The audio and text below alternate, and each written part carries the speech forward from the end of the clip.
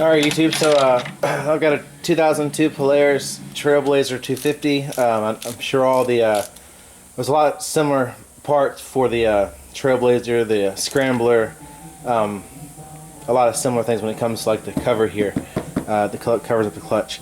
Obviously the engine's going to be different, but so this might help you out even if you have a scrambler or a Trail Boss or something that might have the same cover. So this is just to be a quick video where I've taken this cover off. I'm going to be using a 10mm socket.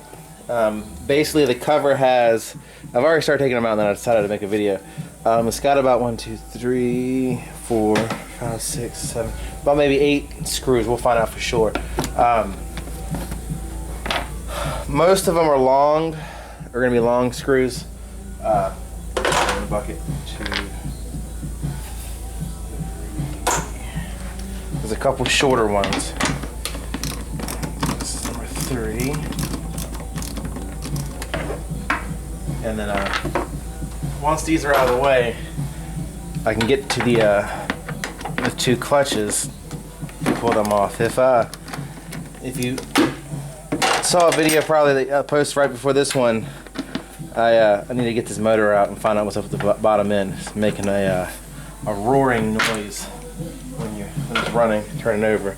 So I don't know if it's the bearings or what, but I'm gonna pull it out and take a look at it. Let's see here. The bottom ones are not hard to get to. You just need an extension. You need everything out of the way. Get these tools out of the way. So there's one.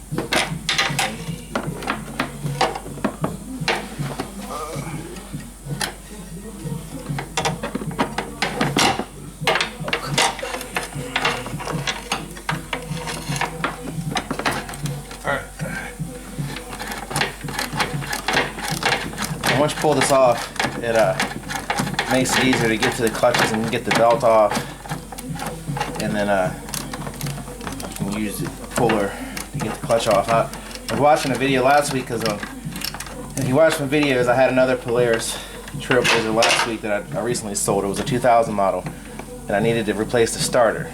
Well, a couple things. The starter that I bought was off of eBay. It was a cheap one for like $58 or something. Well, I'm going to warn you now that cheaper price is not always better. Once we got it on there, it was, I did not like the sound of it at all. I don't know, I was not very impressed with the starter. So I think from now on, if I have to buy a starter, I'm going to go with a little bit more higher price one, maybe an actual Polaris one. I don't know if that one was a Chinese brand or what.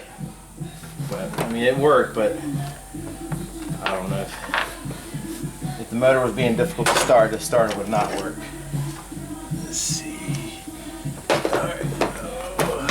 Some of these, just because the plastic kind of in the way, it's a little difficult, but with this extension that I've got, it's not too bad.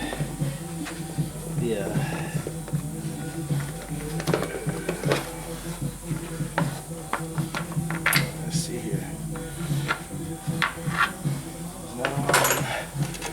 Alright, so I've got 2 more to go. Got one next to your back.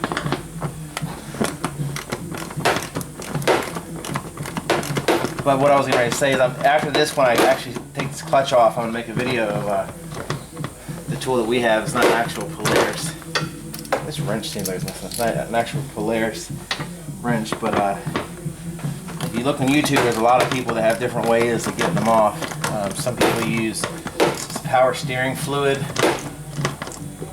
and force it off hydraulically, or some people, saw one guy use water instead of like power steering fluid.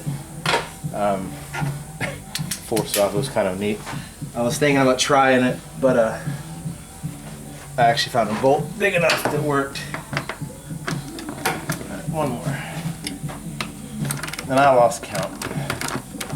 Maybe you got it. Let's see, we got 1, 2, 3, 4, 5, 6, 7, 8. There's 9 bolts holding it in. This four-wheeler ran great other than that roaring noise, and if I'm going to try to sell it, I need to get rid of that roaring noise. I don't want to sell it and then next thing you know, turn around, somebody's complaining because the bearings are shot. So, alright, so all these screw-looking bolts are out.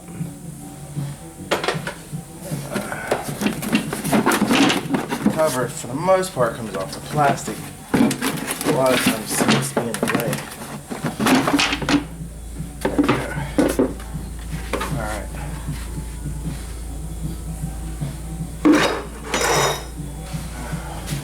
So there we go. Just a simple video. Most of you could have figured that out, but now we've got the primary and secondary clutch. Alright, thanks for watching. Have a great day.